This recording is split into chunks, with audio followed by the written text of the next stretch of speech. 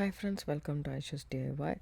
We will design a bracelet using Sam's Bead box, the cube amethyst that we got, faceted cube amethyst. It's very pretty, and I have here a pattern. So I picked up some freshwater pearls from my stash, and I picked up two colors, this color and this one. I feel the white is much better, so I used that. I saved two of my cubes for earrings, and then the rest is six. So totally there is eight. So I put this roundel beads that I got from Jill Weissman designs from Jill Weissman.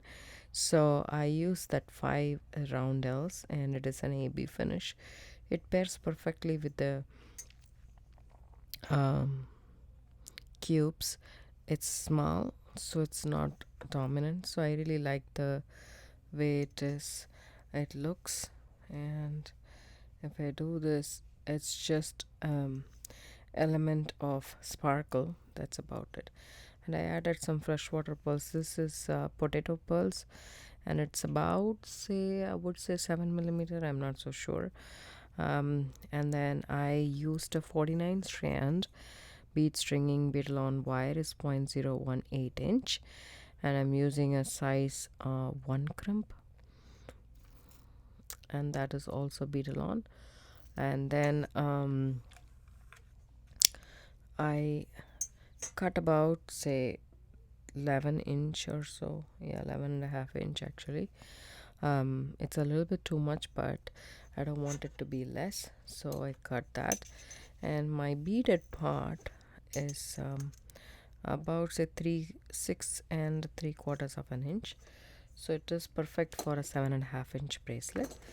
And then I'm gonna use this toggle, which is also from Jill Weissman. It's a simple toggle. I don't want to take much of an attention from the centrifugal, which is the amethyst. So it has a jump ring and the toggle attached. So what I'm gonna do here is open up the jump ring. I need two sets of pliers for that. I'm using my bent nose pliers and tweezer nose pliers, and opening that up. I'm gonna leave this jump ring on just like that. It's completely closed. So I'm going to use that in one end, and I'm going to use this in the other end. The only thing is it has to go this way. That's why a jump ring might help, but this pearl will not help. So I need a smaller pearl. I will probably take this pearl off and add a small pearl, probably a rice pearl.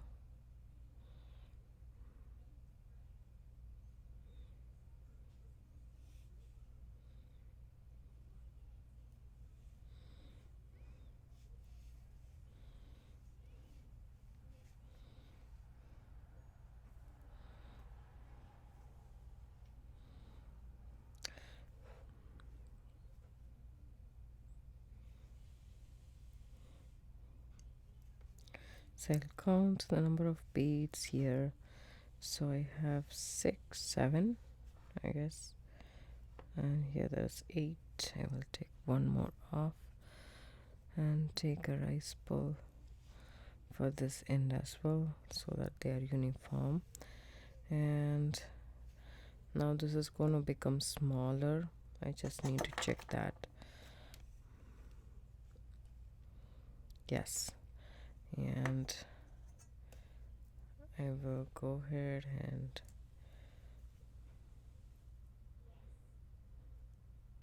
put a bead stopper because I don't want it to be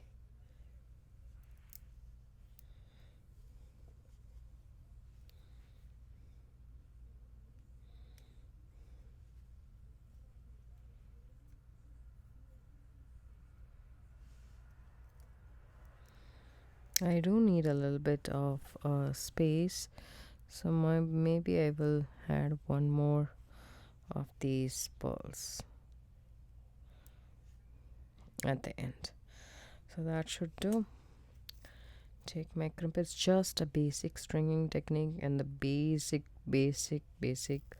pattern you can see available, but I just wanted this to be very simple in case that it's the amethyst. I need the focal, not any other technique or any other thing. I don't want to take away the attraction towards the amethyst. I just want that to be the focal. So here we go, crimp tube and through the jump ring and back through the crimp tube. It will not go again through the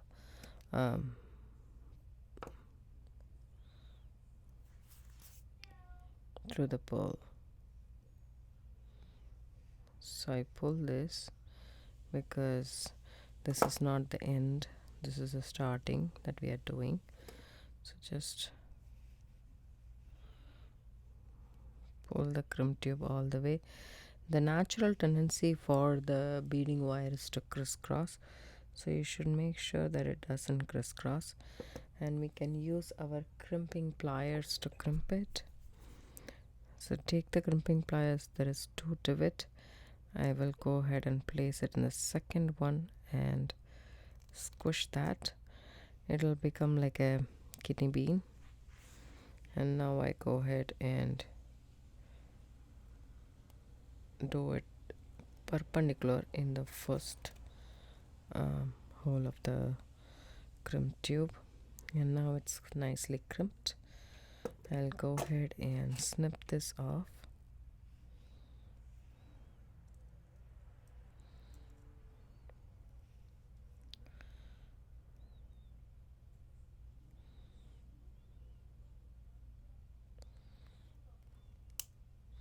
Close to my crimp tube and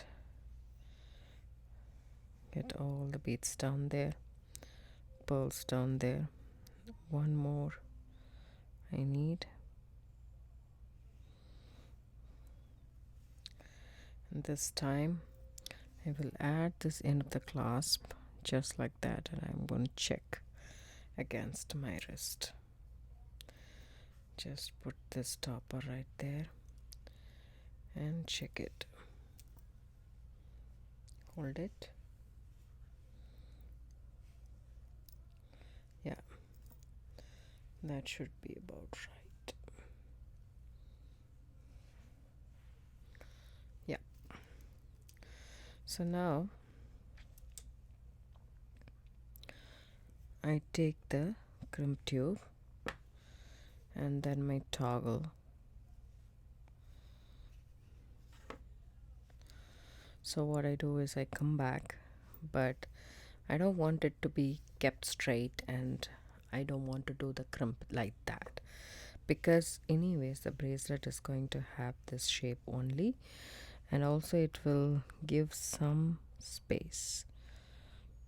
It won't be tight. If you do it with a straight line, it is going to be rigid, not flexible.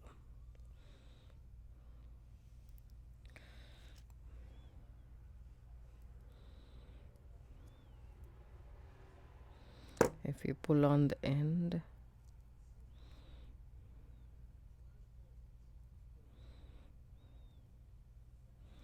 that way you can tighten that loop. See, generally it crisscrosses, so making sure that it doesn't crisscross and making sure the loop is okay and it is in a round shape and everything.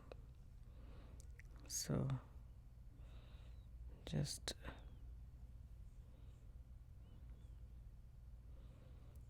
go ahead and crimp.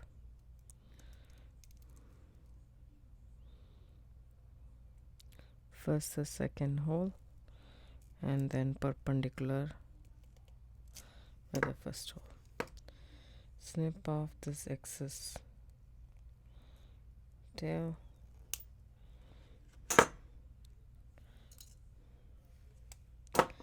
And the bracelet is essentially done. So it's very simple but elegant, and it will be a staple in your um, jewelry. I really like the way this turned out to be. I hope you guys like it too. If you do, give it a thumbs up, subscribe to my channel, don't forget to hit the bell icon for notification. I do upload videos couple of times a week. Thanks so much for watching. Have a good day and bye. Hi friends, welcome to Aisha's DIY. In the last video we saw how to make this simple stringing bracelet with Sam's Sweet Box subscription for this month, and I'm going to make a matching earrings for this fan bead, as they call, is very pretty, and the color is amethyst, as you can see. So I thought, why not pair with this? I made just one of the earring, and I really liked it. I added the silver color. Since I added the antique silver clasp, I added a silver wire and wrapped it. If you like this this side, you can wear it this way, or you can wear it this way, whichever way you want. The pearls has notoriously small holes, so my 20 gauge won't go through. I don't have a 22 gauge in silver. I have only 24 gauge in artistic wire, silver plated. I'm using this wire to make this, and that's why I did a wrap a little bit, because 26 gauge is thinner and we are holding 3 beads together. So I have here the cube, a pearl, and the fan. So what I did was I added the cube first.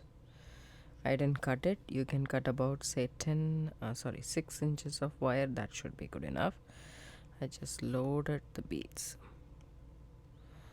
Okay,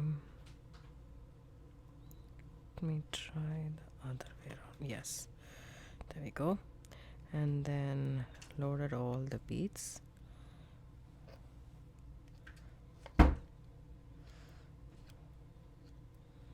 If you want, you can straighten up with the nylon jaw pliers.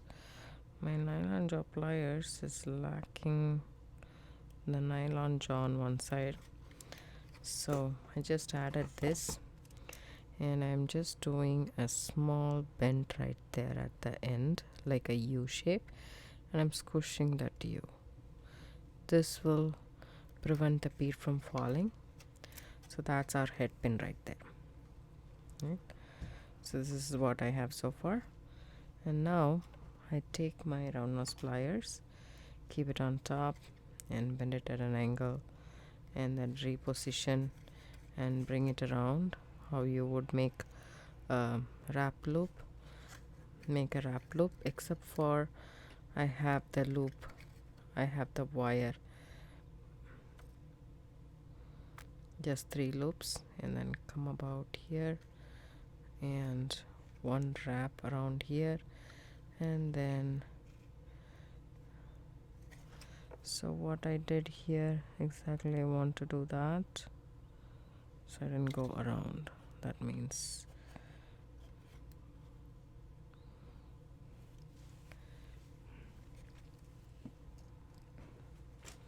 and then go around the pearl, and then the bottom I do it about, say, 1.5 times. That's it, and snip it off. And then you can just figure this out. Just twist that and go ahead and tuck that tail in nice and tight, and we have our, all you need to do is now to add our ear wire. Make sure this one is facing properly so that we can add our ear wire, which will match this bracelet. All I need to do is take my ear wire, open up the loop, and add this.